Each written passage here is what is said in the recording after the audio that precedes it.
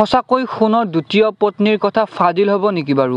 জনপ্ৰিয় ধাৰাবাহিক সূৰুযমুখীৰ আজিৰ খণ্ডটি চাবৰ বাবে বহুত বেছি ভাল লাগিব আৰু মই লৈ আহিছোঁ সূৰুযমুখীৰ এটা নতুন অধ্যায়, য'ত আপোনালোকে দেখা পাব সোণৰ দ্বিতীয় পত্নীক।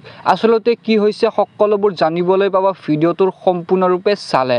গতিকে আজিৰ খণ্ডটিত আপোনালোকে দেখিবলৈ পাব ত্ৰিদীপে পৰীক তুমি এনেকৈ মন মাৰি থাকিলে যে নহ'ব, অলপ নিজকে সবল কৰা এই বুলি ক'ব আৰু তুমি এনেকৈ মন মাৰি থাকিলে কেনেকৈ আগবাঢ়ি যাম এই বুলিও ক'ব। লগতে আজিৰ খণ্ডটিত আপোনালোকে দেখিবলৈ পাব শেৱালীয়ে সোণক বিজি পোৱাৰ অৱস্থাত সোণ যেতিয়া ঘৰলৈ উভতি আহিব তেতিয়া শেৱালীয়ে সোণৰ মোবাইলটো চেক কৰিব আৰু তেতিয়া সোণৰ বহুত বেছি খং উঠিব।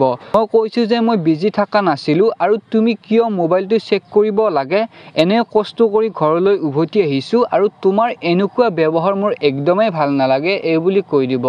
লগতে আপোনালোকে আজিৰ খণ্ডটি দেখিবলৈ পাব আংশুমানৰ কিবা এটা প্ৰব্লেম হ'ব আৰু এইখিনি কথা আংশুমানে মাকক শ্বেয়াৰ কৰিব আৰু তেতিয়া মাকে তুমি এইখিনি কথা সোণৰ লগত শ্বেয়াৰ কৰিবাচোন, হয়তো তোমাৰ প্ৰব্লেমবোৰ ছল্ভ হ'বও পাৰে এই বুলি ক'ব। মূল কথাখিনিলৈ আহিছোঁ, সোণৰ যে দ্বিতীয় পত্নী থকা এই কথাটো আচলতে সত্য নে অসত্য? এই কথাটোত আপোনালোকে অসত্য বুলি অমানিত কৰিব নোৱাৰি, কাৰণ সোণে যে কিবা এটা কথা লুকাইছে এয়া নিশ্চিত।